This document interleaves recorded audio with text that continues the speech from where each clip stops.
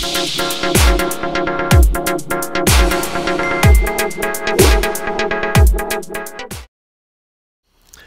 tout le monde, c'est Laurent Marchand, j'espère que vous allez bien. Je vous souhaite la bienvenue dans un nouveau module du Dico du Dev Perso. Et aujourd'hui, le mot, c'est le mot amour inconditionnel. Alors l'amour inconditionnel, c'est tellement drôle. Ça me fait tellement rire de voir des gens qui arrivent vraiment la bouche en fleurs en disant oui, c'est l'amour inconditionnel et tout. C'est quoi cette expression, l'amour inconditionnel? Mais ça n'existe pas, c'est pas possible. L'amour ne peut pas être autre chose que inconditionnel. Alors on va dire que je joue sur les mots, mais le fait de dire amour inconditionnel implique qu'il pourrait y avoir un amour conditionné. Mais un amour conditionné ou conditionnel, c'est-à-dire je t'aime à condition que, c'est pas de l'amour. C'est du chantage, mais c'est pas de l'amour.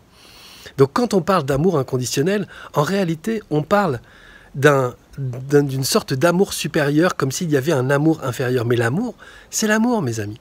Et c'est intéressant de se poser les choses, en tout cas de poser les choses de l'amour sous cet angle-là, parce que ça nous permet de comprendre que si on considère qu'il y a un amour inconditionnel, et ça veut dire qu'on considère qu'il y a des amours un peu conditionnés, ça veut dire qu'on fait plein de petits compromis mesquins avec l'amour. Or, l'amour, c'est l'amour, et il n'y a qu'un seul amour. Lorsqu'on dit « je t'aime » à quelqu'un, on l'aime de façon inconditionnelle et pas autrement. On ne peut pas aimer quelqu'un autrement que par l'amour inconditionnel. Sinon, on ne l'aime pas. Sinon, on attend de lui. Sinon, on est en dépendance. Sinon, il est en dépendance ou elle est en dépendance. Mais c'est pas de l'amour. L'amour est inconditionnel par défaut, par définition. Alors du coup, c'est intéressant de se poser la question, une fois qu'on a compris ça, qu'en fait, en gros, on est en train de faire des petites stratégies mesquines avec ce mot d'amour, en mettant des niveaux d'amour.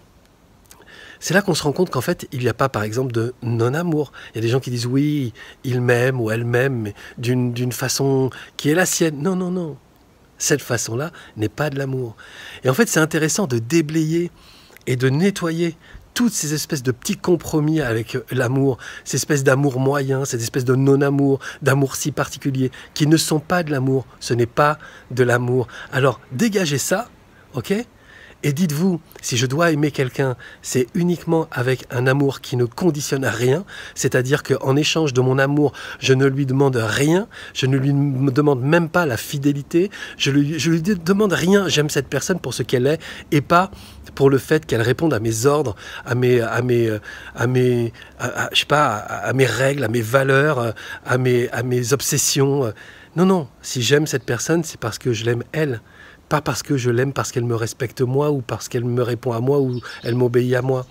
Ça change tout, ça change beaucoup, beaucoup de choses. Il n'y a qu'une seule sorte d'amour, c'est l'amour. On se retrouve bientôt pour un nouveau mot du Dico du Dev Perso. Ok, c'était Laurent Marchand, ciao.